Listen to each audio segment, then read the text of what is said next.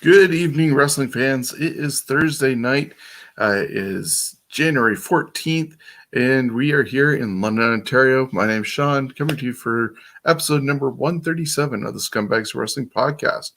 Now, I want to thank you for joining us, whether it's on Twitch, YouTube, or Facebook right now, or later on when you can get it as a podcast. So if you're walking or driving on Stitcher, Spotify, or iHeartRadio, or anywhere else you get your podcasts from.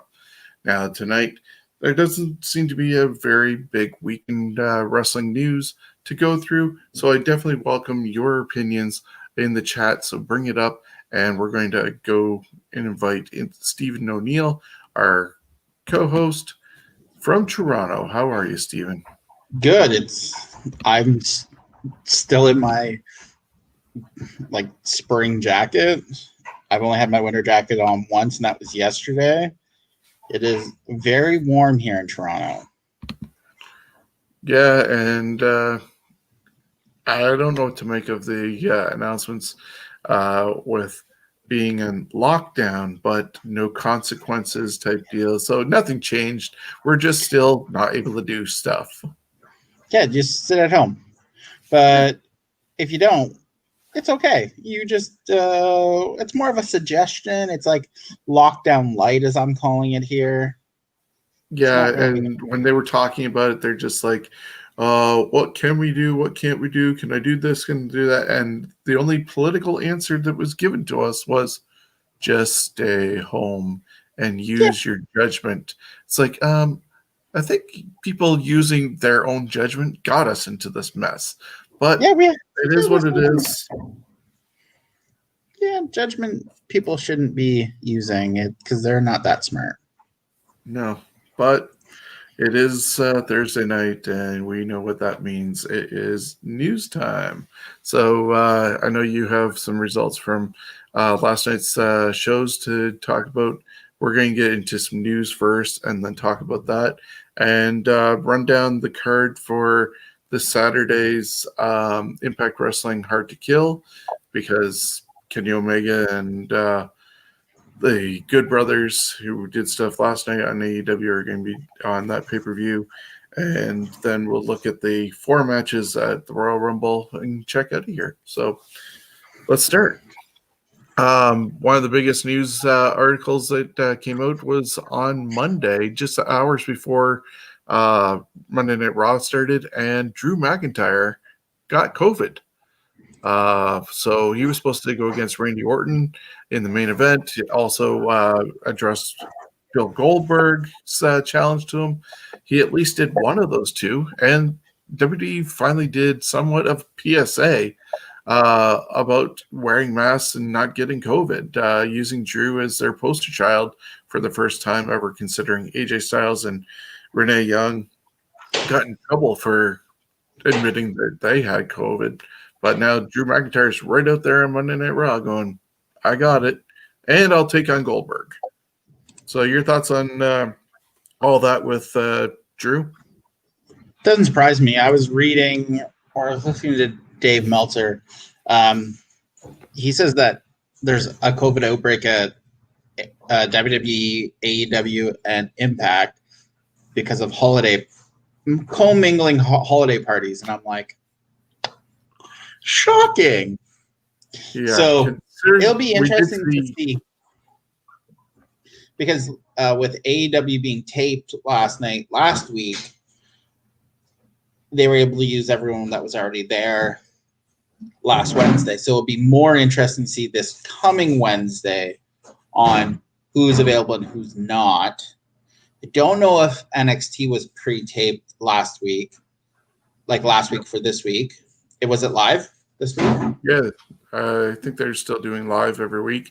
I haven't heard anything different. I've also heard the rumor that somebody who's currently in a on-camera storyline on SmackDown has not been named, but has COVID. So we'll have to see who. Sorry, say that again. Somebody on SmackDown who's in a current storyline and has obviously appeared, I guess, the last couple of episodes of SmackDown apparently has COVID. They haven't named who that person is, but I guess if we look at tomorrow night's show, you can only speculate. Obviously, I'm guessing it's not somebody big like a Drew McIntyre to go, oh, that's who it is, and wear your mask. But it's just going to be somebody disappeared. Could be as somebody like Otis or whatever. It's not on. I mean, it was only bound to happen. I mean, it's been really, the wrestling promotions have been pretty lucky up till this point to not really have an outbreak, like a big one. I would not surprise me if this one becomes A little bit fairly bigger. Yeah, especially with, Florida. so with AEW being taped last week, like this show being taped last week, be more interesting to see next week who's missing. Yeah. Well, we already saw that they were commingling anyways because Brody Lee Jr. was the taking on Adam Cole during a AEW party. So, obviously with Cole being in a relationship with Britt Baker, he was at that party. And so, there's NXT and AEW commingling. That happens. Yeah, but it'll be interesting to see how far the extent goes, because if it goes from I mean, we'll talk about it, but I know Impact has a pay-per-view this week. Well, how much of that has it spread? And then I know they're doing, because Meltzer was talking that they're doing 3 or 4 months of TV this weekend through early next week as well, or mid next week. So it'll be interesting. If someone's away due to COVID, how do they work them back into a storyline?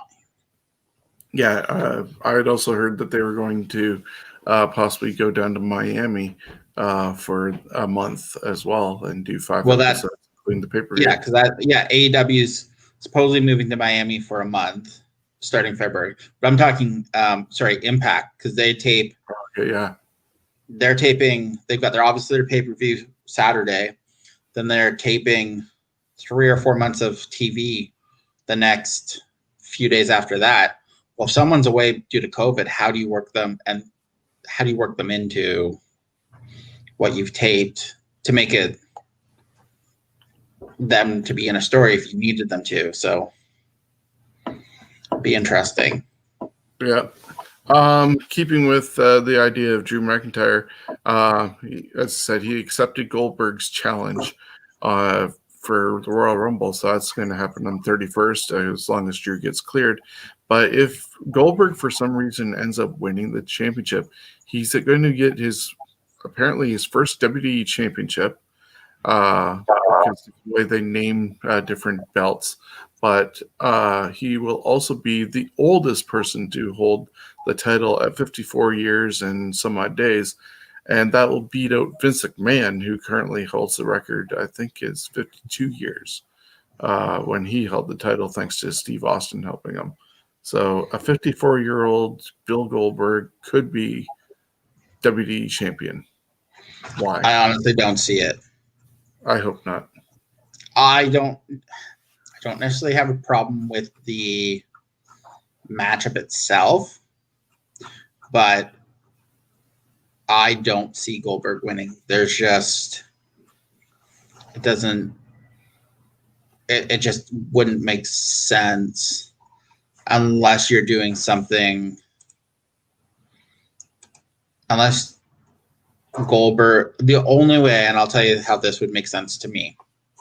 Goldberg's going to win. That means you're probably going to see Brock Lesnar come back and beat him for the title. And then you'll have Brock versus Drew WrestleMania again, but hopefully in front of crowds. So you don't see it being Goldberg winning the title potentially and putting champion versus champion with Roman at WrestleMania? No. Okay. Because you would see, so how I would see this is you'd have Goldberg win, if you're going to have Goldberg win on at WrestleMania, or at Royal Rumble. You then have, you know how they always have the Elimination Chamber in February before. So McIntyre wins the Elimination Chamber. He then gets the Raw title shot because SmackDown first. They'll go after the SmackDown title. But at that pay-per-view, Goldberg loses to Lesnar. Lesnar versus McIntyre at WrestleMania in front of people to give Drew McIntyre his WrestleMania moment. That is how I would, if Goldberg's going to win. And I don't want him to, but if that's the storyline to give McIntyre his true WrestleMania moment in front of people winning the title, I don't necessarily have the biggest problem with that. Because that, right. I mean, he did have his WrestleMania moment, but it's not a true one, right? No, it wasn't So huge. that's how I would book it out. Yeah, well, we'll see if it happens. Hopefully, in the long run, Drew doesn't drop the title to Goldberg, but maybe even COVID will make him have to drop it. And, at least COVID got him instead of Goldberg. Lesser two evils, potentially. T-Bar and Sammy Guevara are apparently in a Twitter war over stealing moves from each other. He called him like some virgin over in AEW. I guess they met a couple of years ago on the indie circuit and had a problem then, and just moves are being taken. And Sammy's claiming that T-Bar took it from somebody else, and just a cluster of a. So T-Bar, Don, what the fuck's his name from ROH? Yeah. He's killing me. He makes me laugh every time I see him make a comment about him on Twitter, and then a pathetic virgin. I was like, about Sammy Guevara. It just made me laugh. I mean, let's get real. Every move now is pretty much stolen from someone. And even back in the day, we all listen to enough podcasts that, yeah, we saw so-and-so do that move, but we thought we could do it better. So, and it's not like they're in the same promotion. So it drives me mental. And this is a personal pet peeve. Two wrestlers in the same, it's a finisher for someone in one promotion and someone a match before uses it. And it's a 2 count. And you're like, oh Lord, how does this, that's a pet peeve of mine. Yeah, and you used to be able to just see Booker T and WCW with the bookend and The Rock with the rock bottom, even though Booker claims that Rock stole that one from him. But they were in separate promotions, and you'd only see one person using that move in your promotion.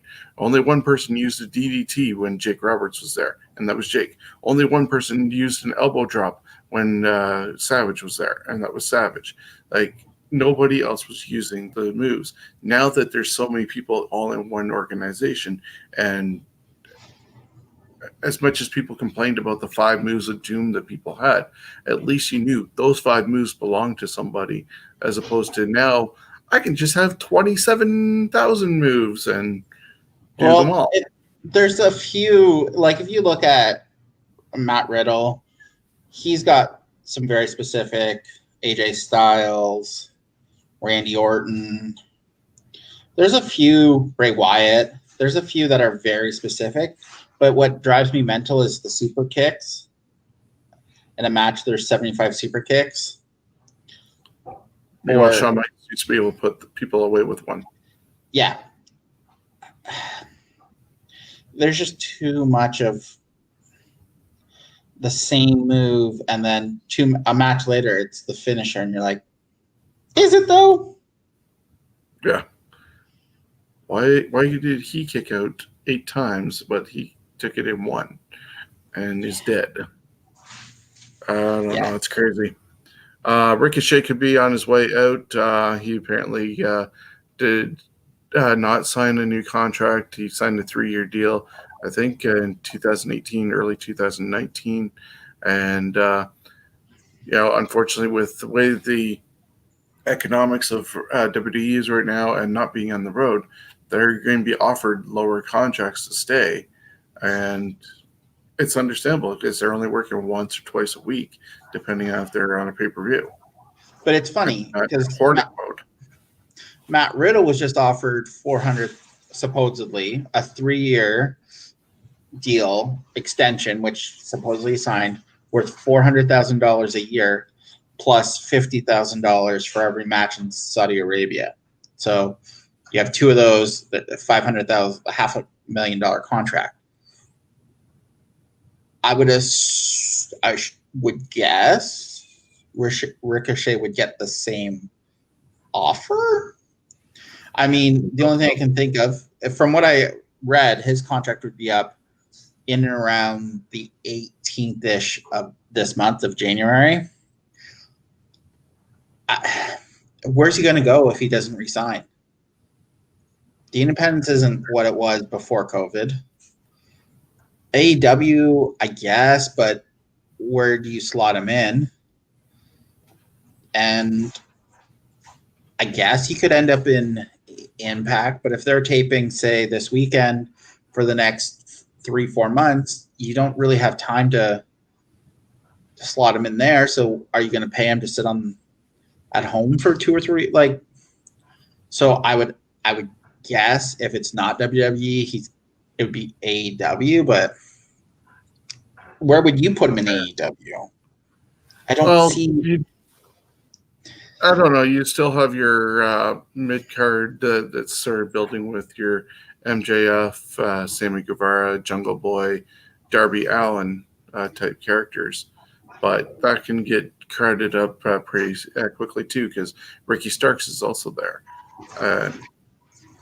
There could be some really good matches, but at the same time, AEW is supposed to be getting their third hour somewhere in the schedule. So you could have guys like that, but there's still plenty of guys not being used and relegated to dark.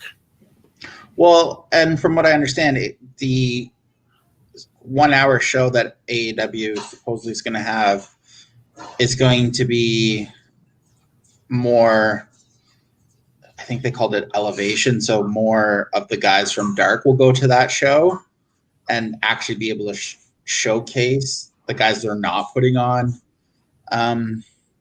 Dynamite, which to me, I would actually go the opposite. I would go your 1 hour of dark as your people who need the rest, the training and the exposure, but you're not really putting anything into it.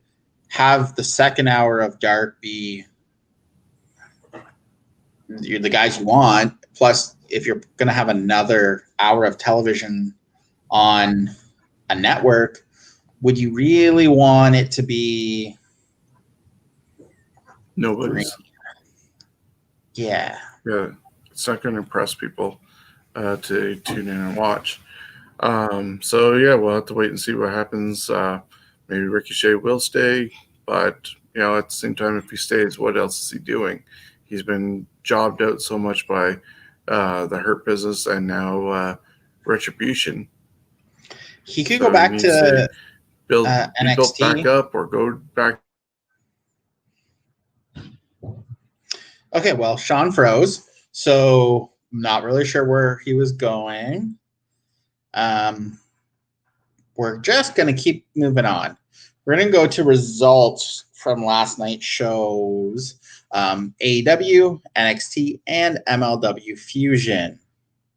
Actually, one other piece of news. The Dusty Rhodes Tag Team Classic will continue tomorrow on 205 Live. It's been announced the Bollywood Boys will take on Legio de Fantasma. And Killian Dane and Drake Maverick will face Kurt Stallion and Austin Gray. So those will be two of the matches on 205 Live, with them continuing the Dusty Rhodes Tag Team Classic tomorrow, which interesting that they're putting it on 205 Live, but trying to get some eyes there, which kind of makes sense. Wouldn't have been the matches I would put on there, but not bad. Are you back? Yeah, I got a message that I had a weak signal, so I apologize for those that saw me drop out. But Steven, thank you You for didn't having drop me out. You there. just froze on the screen. Oh, yeah, I had a screen of black and with circles going, and I'm like, where are you? Hello. Anything else for news? I just did the Desi Rhodes Movement Classic. They're having 2 matches on 205 Live tomorrow, which. Yeah, I caught what you said. You want to give the other results for the Okay, so Dusty we're gonna Rhodes go. Classic, We're and gonna then go. we'll go back to news after. Okay, we're gonna go the 3 shows. I ranked them 1 to 3, 1 being the best, 3 being the worst. This week, we're gonna start with MLW. It's gonna be the worst show that I saw yesterday. Selena De La Renta was the executive producer. God, it's okay. Low Key versus Buddy Heavy literally was about 15 seconds. Low Key charged Buddy Heavy and hit him with a heavy forearm. Buddy went out cold. The Lone Wolf of Brooklyn won the match via knockout. Post-match, Low Key said he wants to fight King Mo next. They then showed Leo Rush win over Mylan Reed last week for the MLW Middleweight Championship. They talked to him. Then this is where it gets, and this is why it became number 3. So Conan was supposed to join them on commentary because there was supposed to be a big announcement. Selena De La Renta supposed to be doing something with Conan. There was nowhere to be seen, and she basically made her way back to the commentary booth. She has an idea where he is. She has production to roll a clip. It really wasn't anything important. Then they show a clip of Matt Kruger versus Alexander Hammerstone for the Openweight Championship last week that ended in no contest. Kruger hacks into the segment, issues another challenge for the National Openweight Champion. One of the highlights of the show, and if anyone, Sean, if you ever followed Lucha Underground, Mil Muertes is back, is actually now with MLW. He's managed by Selena De La Renta. He took on Brian Pillman Jr. yesterday. So Pillman was on 2 shows. Yeah, basically at the same time. Just really weird. It was a pretty good match back and forth. Muertes wins with straight to hell finisher, which is a leaping reverse STO. So the man of 1,000 deaths secures his first victory in MLW. Richard Holiday then talks about being the Caribbean heavyweight champion and says guys like Savio Vega are bringing him down, and he calls Vega out for a match and promises to put the title on the line. There isn't actually a Caribbean heavyweight championship. It was just part of the storyline from a year plus ago. Next week, ACH challenges Jacob Fatu for the MLW Heavyweight Championship. On February 17th, fans will join Tom Lawler on Filthy Island. So he's going to have a show, take one of the MLW shows, and it's going to be from Filthy Island. Tom Lawler was the special guest referee in the main event, which saw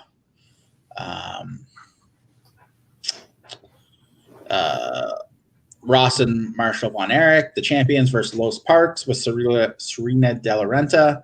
Match was not bad, back and forth. LA Park Jr. came out from under the ring, which causes distraction. LA Park charges towards and hits a big spear, which basically was the win. Los Parks are now the MLW Tag Team Champions. It really wasn't that great of a show, so that's why it got number 3. Number 2, but not by a lot, we're going to go with AEW Dynamite. So PAC starts with Pac versus Eddie Kingston. Pac obviously had Rey Fenix and Penta El Zero Mito. Obviously, Kingston had the Blade, the Butcher, and the Bunny. There were some stiff shots, I'm thinking, in there. Yeah, it looked like I won this one. There was a few that looked live rounds. Pac won via the Black Arrow.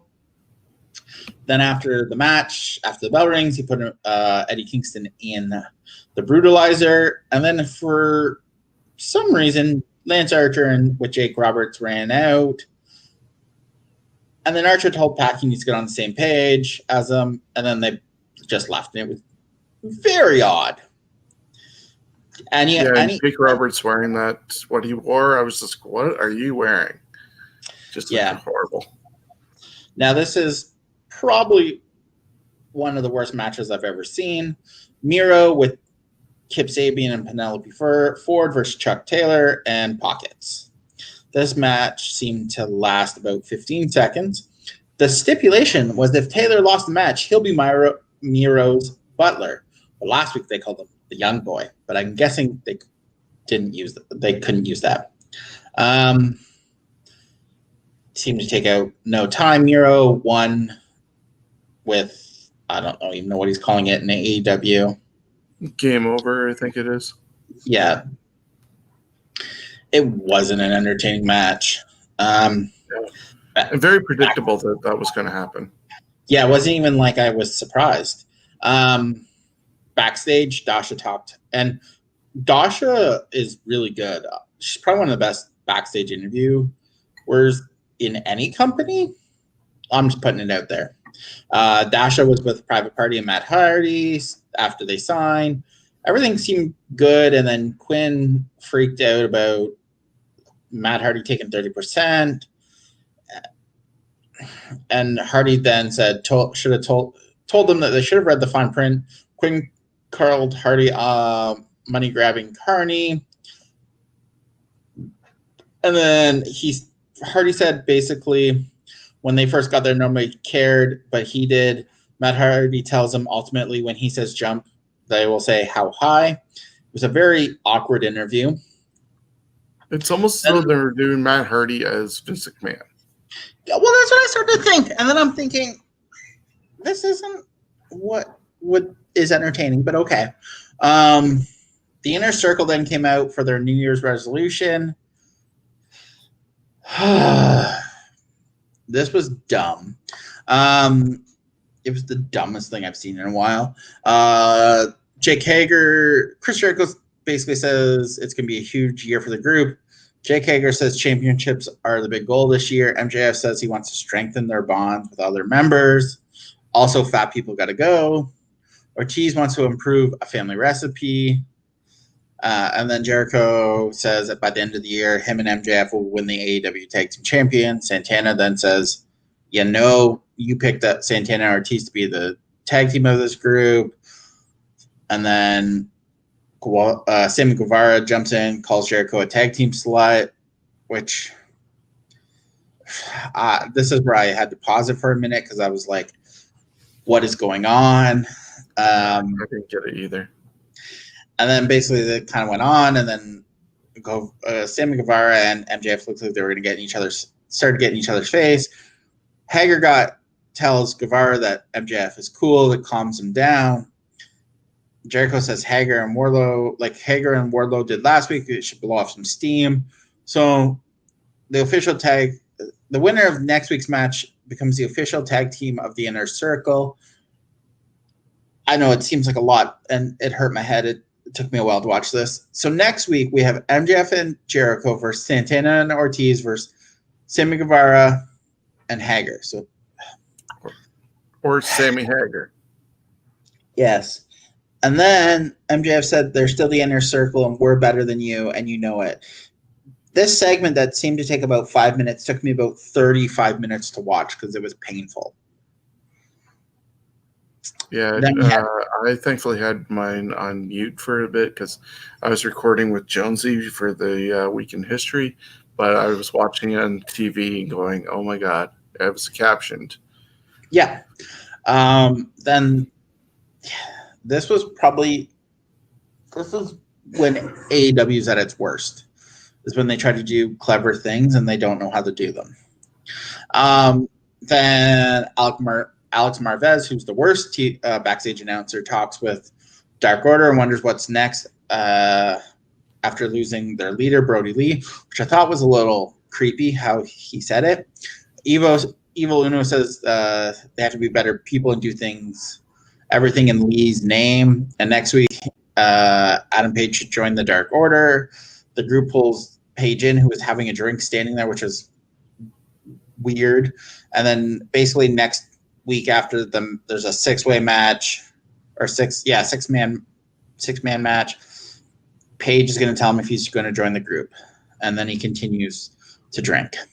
They're having AEW Dynamite Awards on January 27th on Bleacher Report Live. I'm not going to be watching it. Then a recap of Darby Allin versus Team Taz's feud, which was actually really good. Did you see that little montage of Allin versus Team Taz's feud? Yeah, it was a good montage. So they must have got some tips from WWE somehow of how to do it was videos. A good one. Then Dasha caught up with Kenny Omega, Don Callis, and the Young Bucks. This was kind of entertaining.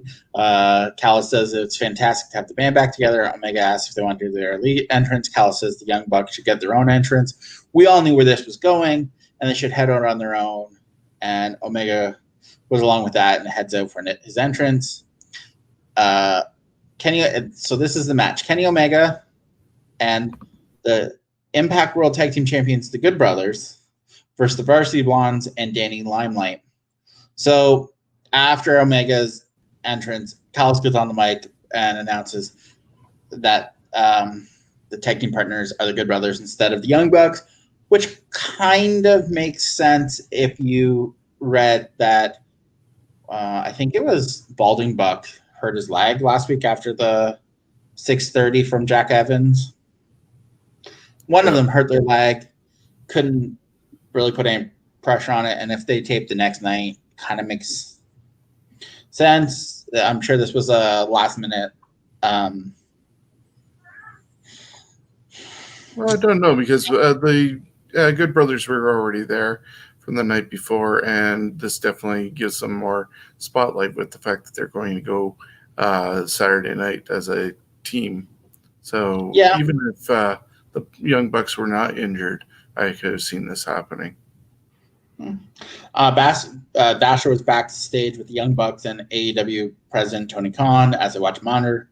Nick and Jack looked annoyed and walked off. The trio immediately attack. Omega goes after Limelight. I thought Danny Limelight actually was really good. I do like the tag team of Griff Garrison and Brian Pillman Jr., the Varsity Blondes. I really do hope that Pillman can get out of his MLW contract so they can actually try to do something with this tag team. They actually look like they could step into a tag team program with some of these tag teams, especially later on. I think he's one step closer with the fact that he's no longer with OVW. Al Snow let him go, so it's at least freed him up to go to AEW a little bit more. It was not a bad match. Garrison and Pillman hit, I want to say, Carl Anderson with their version of the heart attack, which is Garrison holds him in the position and Pillman hits a blockbuster off the top rope. It's what they've used as their finisher on Dark, so it was very interesting. Then the winner is Kenny Omega and the Good Brothers. Anderson and Gallows hit Limelight with the Magic Killer. 1, 2, 3. Then Moxley obviously comes out. Doesn't really care who's in his way. It started okay and it turned dumb. But then I got really confused because Penta and Phoenix came to even up the odds. And then what? All hell Then the Young broke Bucks. loose. Yeah, and then Young Bucks came out. Phoenix and Penta hopped in the ring and gave Matt and Nick double super kicks. Omega walked off with Callis as the brawl continued. Really confused. Now, I missed that part because my TV froze. Me and Tom were talking about this before came on. So I missed what, as Sean put, was the worst thing ever. And I'm just going to read this. So it was the waiting room with Britt Baker and Reba with the guest Cody Rhodes. Seems like Baker cracked a few jokes at Cody's expense, including his neck tattoo. Cody came out and got some sparklers for his pyro. Baker gives congrats on Cody's child. Jokes they'll probably have an action figure before she does, which seems amazing. Then Thunder Rosa's video. Oh, before Cody can even say something, Baker said she had another surprise. Brought out Jade Cargill. Cargill took the mic from Cody. Basically says, Yeah, it was really bad. That she slapped Cody and wanted a opponent because with Brandy being pregnant, that's not going to happen. Next thing you know, after she slapped Cody, Red Velvet came, and then they got into a brawl. The audience members jumped up on stage to separate them. Cody just looked out of place and screaming, and they finally got rid of people, and it looked like Britt somehow cast to the big screen her beat down to Thunder Rosa, and she was gloating about it, but then it got stopped, and that's when Thunder Rosa came on and said that they're going to go against each other at Beach Blast or Bash or whatever it's going to be. Beach Break, February 3rd. So that's where you can tell they're going to Miami for the February 3rd. Britt Baker throws a fit about fighting Rosa. Now, this match hurt my soul. It was the Jurassic Express with Luchasaurus versus FTR with Tully Blanchard. It was Marco Stunt and Jungle Boy.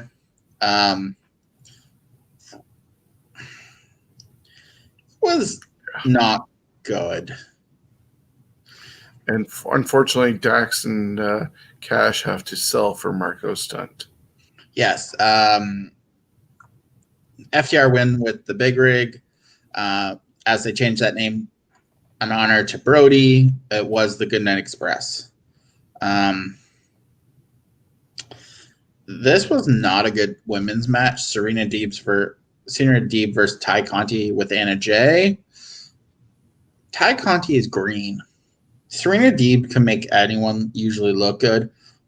Ty Conti is not ready to be on national television. Don't get me wrong, she probably could be ready if she had a lot more matches but not on TV. This was on national television. I don't know about you, but I thought this was a shit show of a match. It did not. There were some moments that I was like questioning what was going on. Though these two should know each other from the Performance Center, because when Ty Conti was learning, Serena Deeb was one of her teachers. So I thought it would have been a little bit better. But as you said, Ty Conti right now, her best thing is her looks to be out there, especially with Anna Jay, and have the two of them. And Anna Jay is even green as well. But if they're working as a tag team, I think they can cover up for each other, and especially who they're against, get pitted against.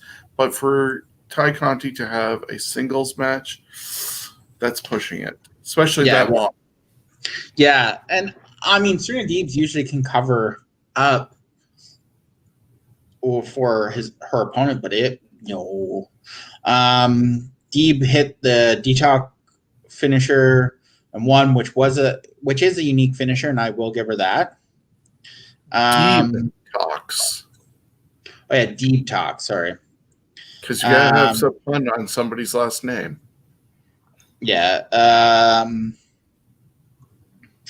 Then they went over next week's show, which will be Jericho and MJF versus Santana and Ortiz versus Sammy Hagar.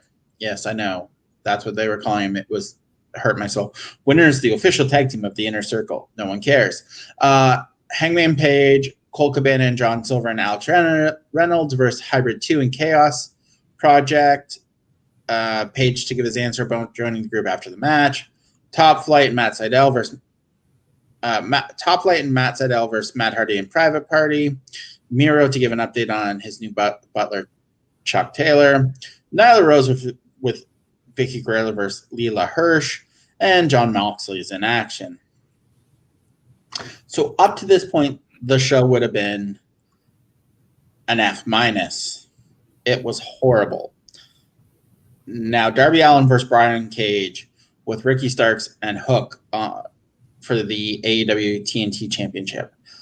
This match was a hell of a match. It had me hooked from the minute it started almost to the end. I'll explain why almost at the end. Taz was on commentary. He noted that AEW said only 2 members of Team Taz could be at ringside, so no powerhouse hops. Allin starts with a low drop kick. They did the typical big man, small man match. When Cage gorilla pressed Allin and threw him through the ring, from the ring down to the timekeeper's table, it's like he might be dead. And then Allin comes up bleeding from the head. I thought for sure he was dead. Threw him back into the ring. Allin then basically just got tossed around for a while. Allin couldn't even stand. The ref kept checking on him. Cage started the corner, eats a kick, then Allin but drops Allin with a TKO, only to a 1 count. And I was like, okay. Cage then triple powerbombed him and released him on the third. Allin then flipped Cage the middle finger. Cage powerbombs him onto the ramp, and I thought, okay, how about we not kill this person on national television because he's probably going to be a future world champion for you.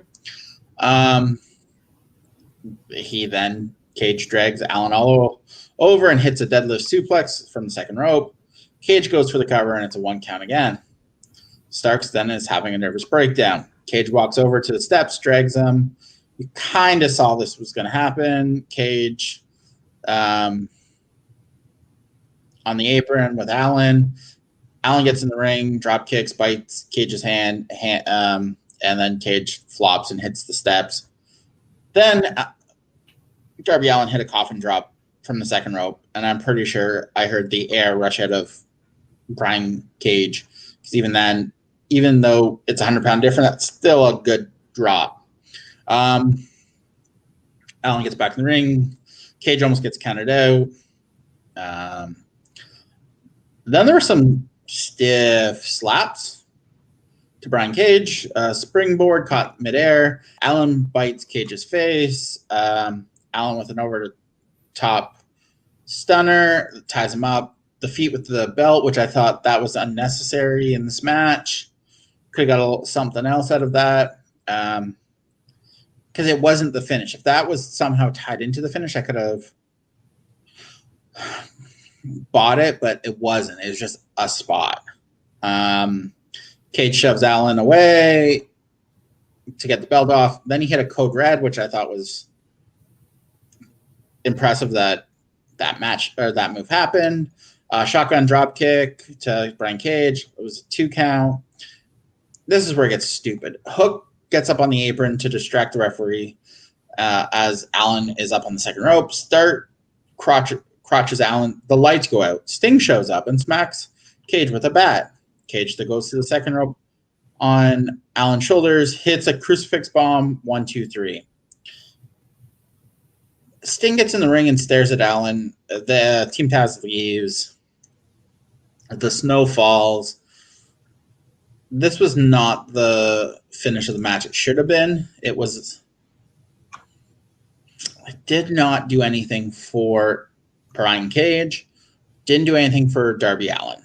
Sting came out with this fake-looking throat swing, like choppy half-ass thing to Ricky Starks. Ricky Starks then has to take a bump. It just could have come up with something a little more creative for that finish. Yeah, it's a weird thing with Sting. Like, I think they're overusing his 2 minutes that they bring him out for. We had a talk a couple of weeks ago when Holden Albright and Chris Maloney were with us, and we were talking about Sting. And, what else would you do? And you use him as manager. But that's all well and good if he's not overshadowing everything that's going on around him. And he's only there for like 2 minutes. That whole big match. It blew my mind. It took that match probably from an A to like a B minus. It dropped. That finish, I would have liked to see something different. Have the lights go. Don't have Sting come. Brian Cage is looking for him. Roll up. 1, 2, 3. I can buy that. He's looking for Sting. Lights go out. Brian Cage and Ricky Starks are standing close to each other looking. Drop kick. Cage runs into Ricky Starks. Roll up. 1, 2, 3.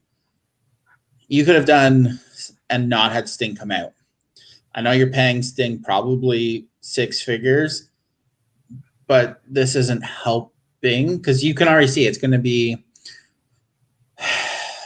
Darby Allin and Sting versus 2 members of Team Taz in some sort of cinematic match, and it's going to hurt all of our feelings.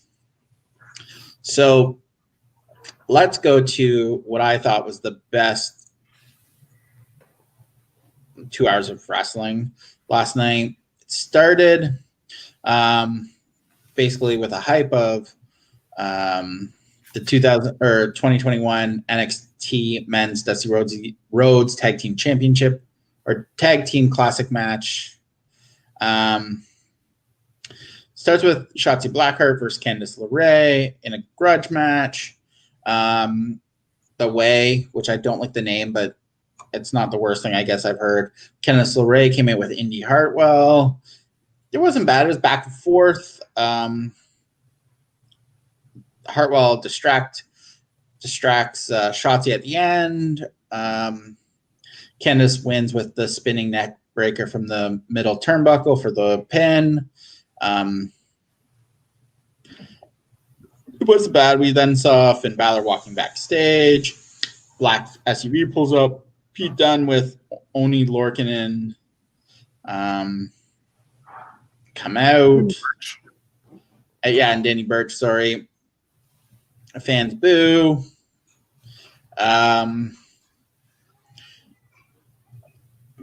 Balor's wrapping up his entrance, basically talks about who he's going to take. He did give props to Kyle O'Reilly. Dunne then takes the mic and tells Balor he knows what's next. Dunne's been watching, knowing this moment would come.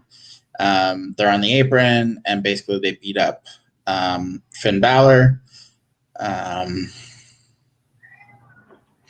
Wasn't bad. O'Reilly makes the save for the pop. Then O'Reilly gets triple teamed. Adam Cole and Roderick Strong are also out to make the save. The heels retreat. It's a good, interesting way this is working because then there was a Too Sweet chant when Balor was looking on behind the Undisputed Era. So kind of teasing Balor joining the Undisputed Era, which will be interesting. Then Mackenzie Mitchell's backstage with Johnny Sameface. He's looking ahead to beat Dexter Lumis tonight, and The Way winning the men's and women's Dusty Cups.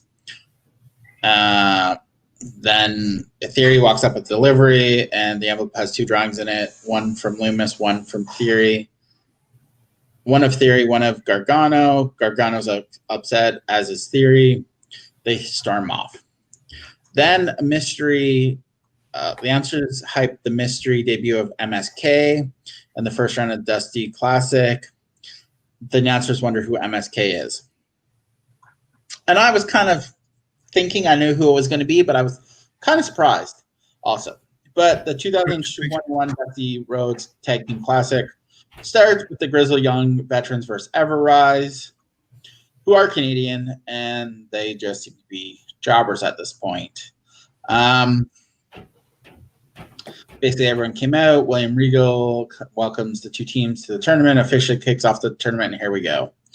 It was kind of a little back and forth, but Grizzled Young Veterans won with the Ticket to Mayhem double team finisher.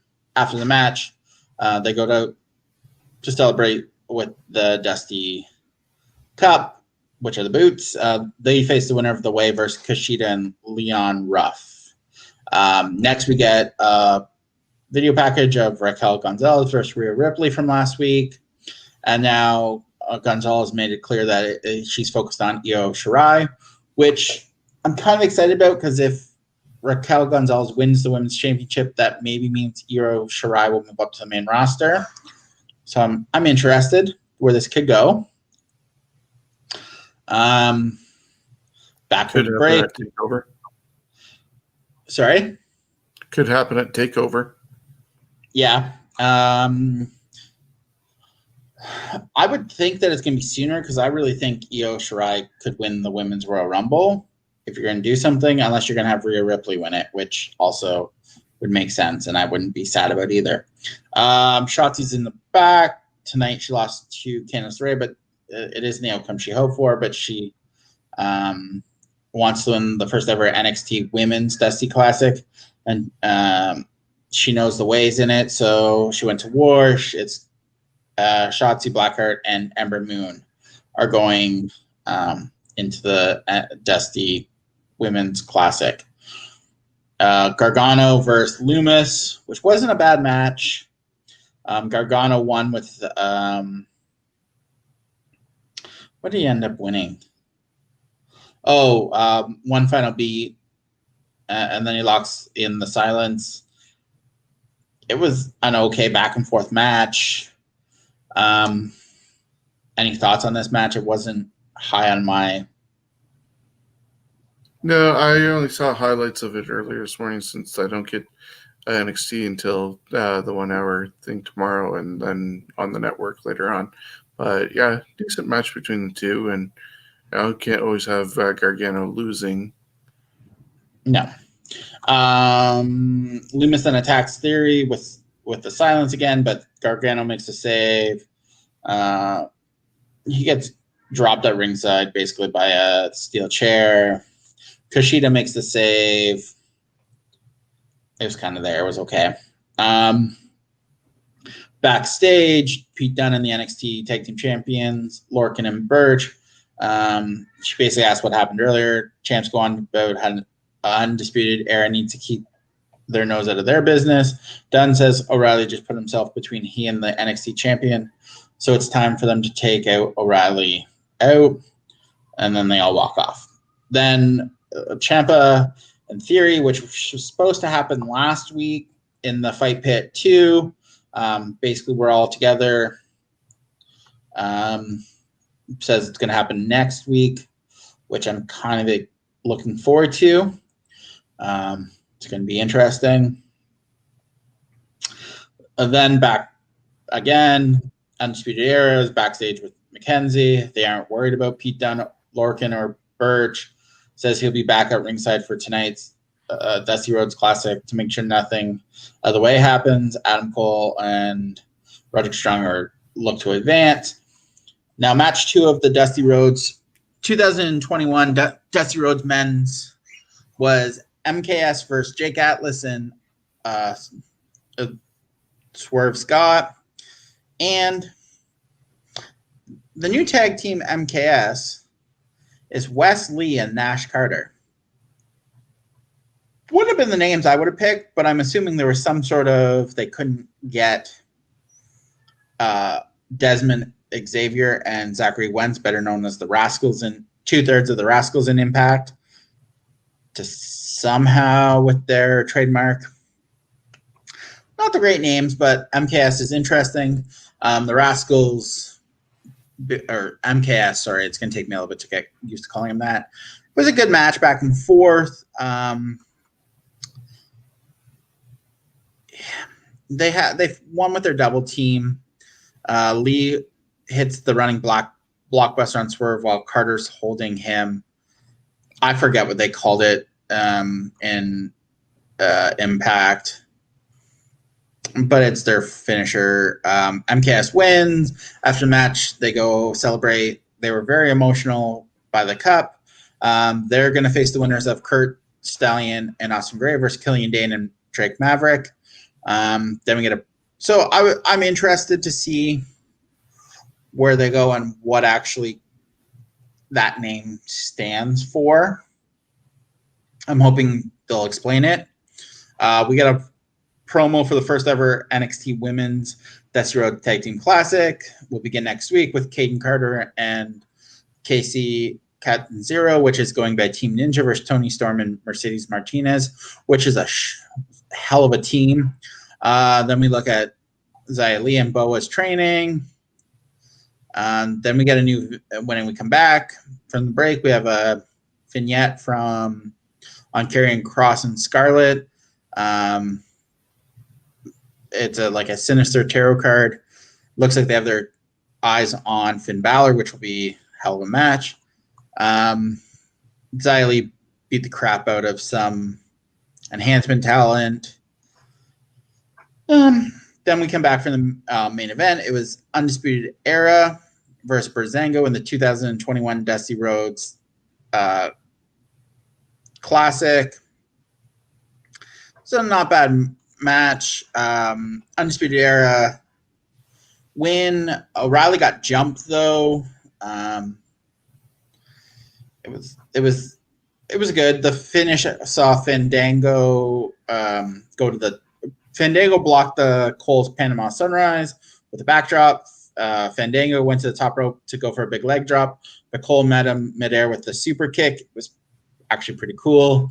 Then 1, 2, 3. Then Cole and Strong go check on O'Reilly, and that's basically how it ends. So it was definitely a much better card top to bottom. Now ratings don't. You would think it wasn't. AEW drew 762, up 15% from last week.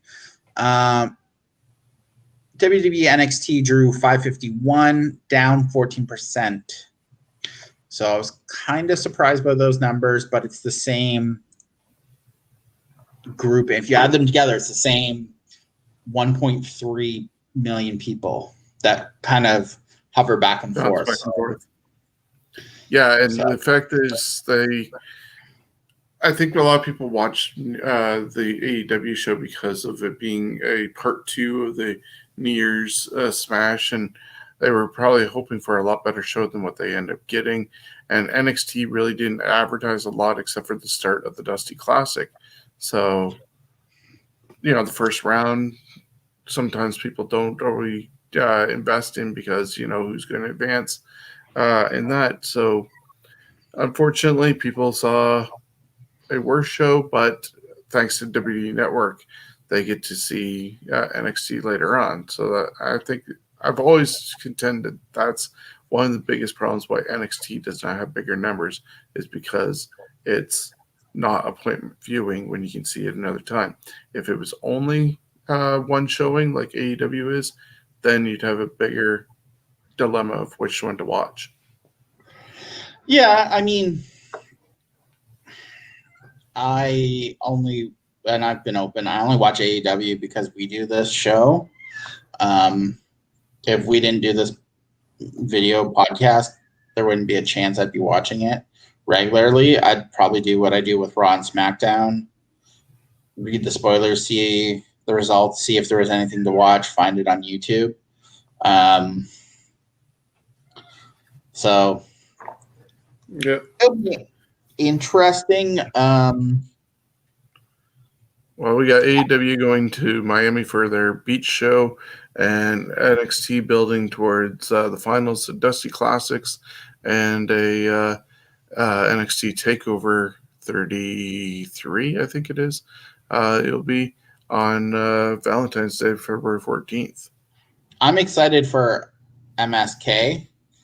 I will love to know what they're doing with how that name, but You'll enjoy that match if they show it, which I assume they might. But if you can find it on YouTube, you'd enjoy it. It was definitely typical Rascals. I'm not a big fan of the names, but I assume they couldn't. Wentz and Desmond wouldn't sign something. It'd be really interesting when Trey Miguel hopefully signs with WWE. Does it become a 3-man group again? And where it goes. So. Yeah, so we'll look forward to seeing what goes on with that. Jumping back towards the news to quickly try and finish it off if we can.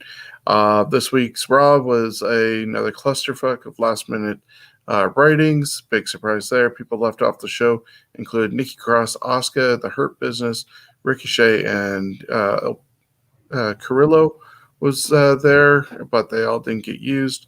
Triple H was also a last-minute addition, and that's when they inserted him to go against Randy Orton. First time he's had any action about a year and a half, and we saw the finish was actually pre-recorded because Randy Orton had a cut on his cheek during his brawl with Triple H, but then when Alexa Bliss shot him in the face with fire, it was not there because that got recorded earlier in the day to do the cinematic stuff with that and then the show. Yeah, so that's stuff that happened on Raw. Chris Masters said recently in an interview that he and Carlito were not aware of what the ending was going to be at New Year's Revolution when they were in the Elimination Chamber and lost to guys to Cena. Cena retained. They were surprised as anyone else when Vince McMahon came out and said that Edge was cashing in his Money in the Bank. We saw that happen. Edge was the first one to ever cash in Money in the Bank, scored the title off of John Cena, and then proceeded to have a live sex celebration on Raw, the finish of that episode. And it's interesting that it was talked about and came about when at the same time as probably Jonesy and I were talking about it on This Week in History, Lita was on her Twitch channel last night, and somebody, I guess, asked her about it, and she said that she was probably going to get fired or was threatened to be fired by Vince McMahon if she didn't go through with doing the segment with Edge, and that's why she went through with it. I guess others, she claims, also tried to stick up for it and say no, but they went ahead with it. Everybody knows about the slip that happened with Lita. And then her career declined from there. She ended up leaving by November and got trashed by JTG and Shad to Crime Time and humiliated. But hey, water obviously under a bridge because she came back and also was a Hall of Fame inductee, did Mae Young Classic commentary, presented the new Women's Championship belt at WrestleMania, all her stuff with Trish. So as humiliated as she was for that, I don't understand 15 years later she's bringing it up as Vince also being an evil guy. Yeah, exactly. So the timing is definitely a thing, but she's is saying that Vince is going to fire her if she didn't go through with it. So it just makes Vince more of an evil bastard.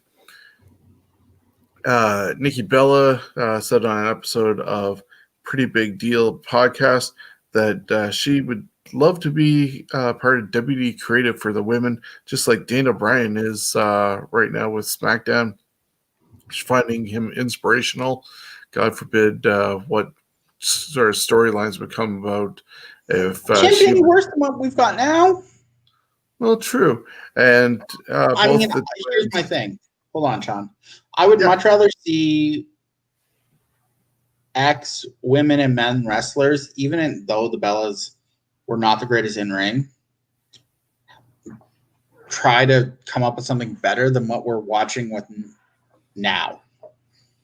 Oh, I would Because agree. Comedy writers and drama writers don't know the wrestling business. The wrestling business thrives better when it is former talent knowing how to construct a storyline, how to make people feel emotion, and how to do a proper match than these guys who just came out of school or off the latest comedy that went down on NBC to come up with storylines. yeah, so I'm not opposed to it because Lord knows cannot be any worse than what we've just seen. Well, both twins ended up praising the current women. They really like Sasha, Bianca Belair, Rhea Ripley, Alexa Bliss, and Liv Morgan. So who knows if they'll get a chance. They also want to be able to come back when they get in shape and try and win the tag team titles. I don't know how that's going to go with Nikki's neck, but that's a dream at least of theirs. The McMahon family donated over $37 million to Donald Trump's campaign, and Chris Jericho, who claims to not even be political, donated almost $40,000 to Trump's campaign. So, in the case of McMahon's, when Mick Foley is asking for them to take Donald Trump out of the Hall of Fame because of all the crap that happened last week, I don't know if that's going to happen anytime soon. Because of the friendship and the money that's been involved with the McMahons and Trumps over the years. WWE is rumored to be doing more romance angles coming up. This could be one of the reasons why, even though it was a screw up a week and a half ago, now Ric Flair and Lacey Evans are somehow connected. Thankfully, we're, I guess, ignoring the real life of the fact that Ric Flair is with Fifi the maid.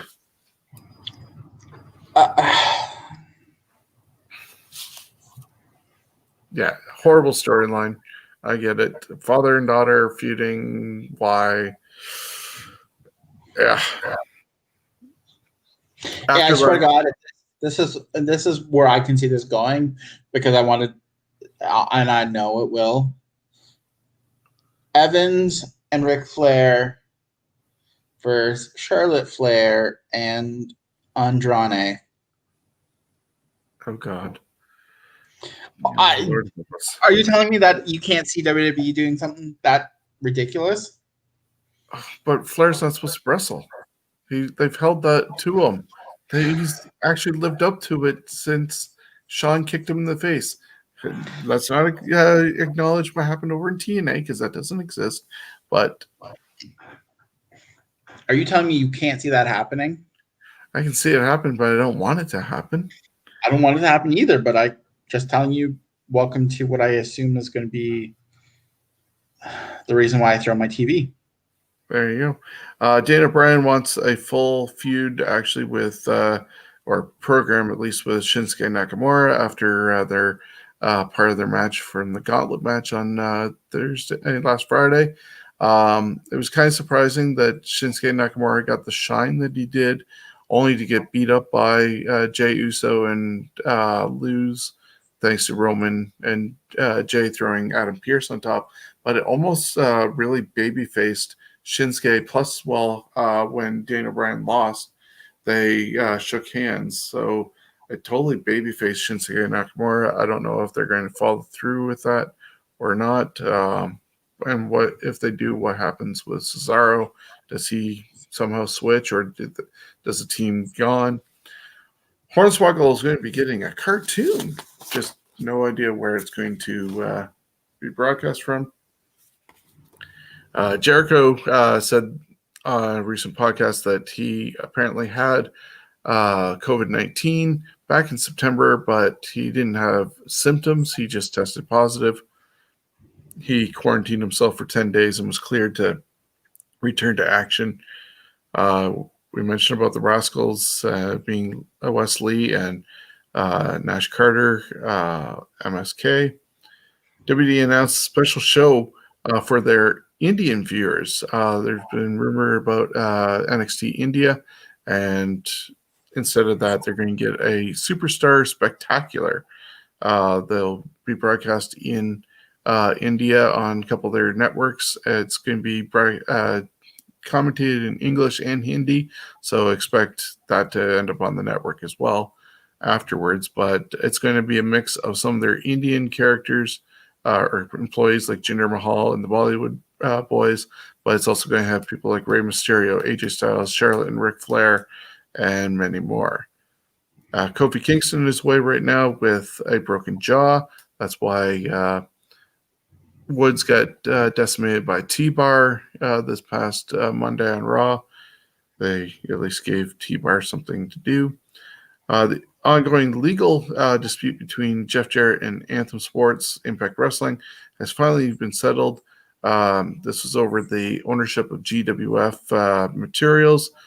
Both parties are finally willing to settle in court, even though apparently I recall hearing that Anthem Sports said that the GFW library magically disappeared.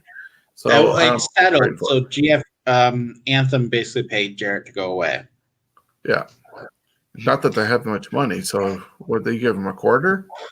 Well, it's Anthem, though. It's the one who owns the Fight Network, so they'd have money. I guarantee you it's $500,000 to $1 million to go away. And just to finish up this segment with stuff involving Impact Wrestling, as they're having their card Hard to Kill this Saturday. Josh Matthews actually signed an extended contract, is going to be one of their producers at the television, and is out of the commentary booth along with his wife. I think Madison Rain is going somewhere else. I'm not sure where she's heading at the moment. But taking their place is going to be Matt Striker and D'Lo Brown on commentating. So I'm not sure what to think of D'Lo on commentary, but we'll have to wait and see. That starts this Saturday at Hard to Kill. Hard to Kill will have a pre-show with Brian Myers taking on Josh Alexander. Rosemary and Crazy Steve will go against Tennille Dashwood and Kyle's with a K. Caleb with a K. Oh, Caleb with a K. Then the Karate Man is going to go against Ethan Page. This makes me feel like, since they're the same person, it's going to be almost like a either a cinematic match somehow, or it's going to be a Psycho Mike Rollins sort of deal when he fought himself. So I don't know what they're doing with Ethan Page. All I know is I believe this was pre-recorded a while ago because he's actually done with Impact Wrestling. There's going to be a barbed wire massacre match featuring Eddie Edwards against Sami Callihan. I can't believe these two guys are still going at it all this time later. Eric Young, Diener, and Joe Doring are going to be taking on Cousin Jake, Rhino, and Tommy Dreamer in an old school rules match. Deanna Prazo taking on Tyler Valkyrie for the Knockouts women's title. Manic, Chris Bay, and Rohit Raju are doing a three-way for the X Division title.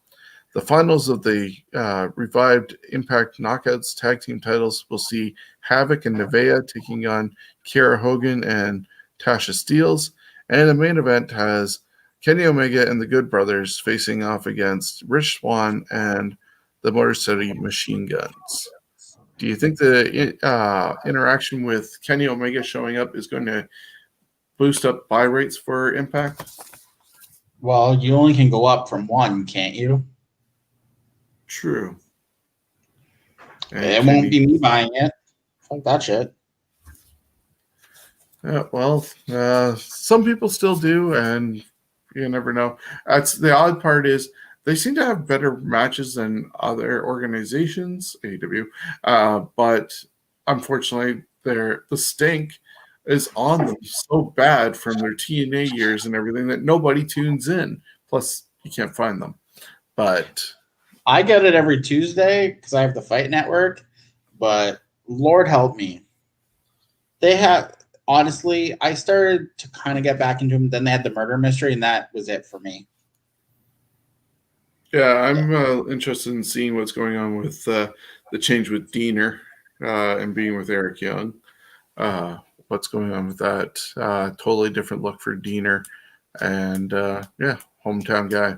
So of course, I want to see what's going on with him. Um, then Royal Rumble 2021 is happening on January 31st. Vince had wanted to get fans in there, but the crew does not want to move all those TVs just to try and get some people in there, just to have to put them back in there for Monday. So I kind of get it, but Vince's thought is out the window until hopefully maybe WrestleMania if he gets his way over at Raymond J. Fieldhouse. Stadium. I expect there to be fans for WrestleMania. It'll go back to the traditional one night event. It's who knows between now and then though. There's so many. Yeah. It seems like it's around the corner, but at the same time, it's so far away. There are 4 matches so far announced for the Royal Rumble. Drew McIntyre against Bill Goldberg for the WWE Championship. Roman Reigns against Adam Pearce for the Universal Championship. May happen, may not. We'll have to see the build up for the next couple of weeks on that one. And then the Royal Rumble matches, the women will have currently Nia Jax, Charlotte Flair, Bianca Belair, Bayley, Mandy Rose, and Dana Brooke. There's still obviously room for 24 more women to sign up for, and I'll have to dig them up. And the men's Royal Rumble has Dana Bryan, Bobby Lashley, AJ Styles, Randy Orton, Otis, and The Miz. And so that happens on the 31st. Just one comment here from Chad. Drew has to give the belt back Monday because he's not doing good with COVID. Okay, well, we'll have to look forward to see what happens on Monday if that happens. I haven't seen a report from WWE.com yet. I'll check on that after we get off the air here. But yeah, so that's all the news. That's what Royal Rumble's looking like at the moment, barring any changes. And Hard to Kill happening Saturday for Impact Wrestling. Steven, do you want to plug anything before we get out of here? Well, we have Fantasy Warfare going on that we will drop every Wednesday. Razor Ramon won the WWF Intercontinental Champion. This week, I'm not sure if we're doing WWE US Champion or WWE Intercontinental Champion. We haven't really decided. Look US for that champion. US. We're doing WWE US Champ. Look for that on Wednesday at 6 o'clock. On Monday, look for the CW and Canadian Pro Wrestling Hall of Fame. I'm an official contributor to the CWN now. Look for some more information probably that day about upcoming stuff there. Yeah, for that, there's 8 categories that have been announced. Men's, women's tag, legend. There's a sharpshooter for up-and-coming male, siren for up-and-coming female. There's a honor award for people in the managerial, roughing sort of podcast, journalistic side of things, and also MMA award. And then there's a 9th award, which has not been officially announced yet. And you need to tune in to find out who is getting that and what it's about. It will be part of the traditional 9 going forward after this year. But we want to keep the 9th one secret until Monday night. So we're going to have a couple of interviews with some of the recipients and just 2 hours, I believe, for looking at between 7 and 9 on Monday with myself, Chris Maloney, and I'm not sure if Steven is available, if work is in the way, but definitely join. We'll see. We're going to maybe move things around. We'll see. But I got to head out. definitely join Chris Maloney and I for that one. Thank you, Steven. You'll have a great week, and we'll catch you next time. And just to finish things up, you can also catch Chris Jones and myself every Thursday at noon for a look back at the week in history, and we run down everything birthday wise and former events. And be safe, everyone, in this lockdown. Thank you, Chad. We definitely hope to do that, and that goes for you and all our fans as well. Thankfully, who are watching tonight on Twitch, YouTube, Facebook, and listening to us anywhere you get your podcast from. Like, subscribe, share, build up this community. And as I said, Chris Jones and I do This Week in History. Look for us on YouTube and on Facebook. You can get it right now on your podcast outlets. A little bit of trouble with floating up to YouTube today, but it will be up there. We're looking at the week of January 8th to the 14th. You got birthdays such as Mae Young and Matt Riddle and a few others in there. Great events or not so great events like WCW Sin, where Sid ended up breaking his leg, and a whole much more title changes, classics. Be there, watch us, enjoy it, and give us some feedback on any of our shows. So we'll see you next time on the Scumbags Wrestling Podcast, and hopefully on our other things like Fantasy Warfare Tournament and This Week in History, plus the Canadian Wrestling and Canadian Pro Wrestling Hall of Fame this Monday. Have a great night.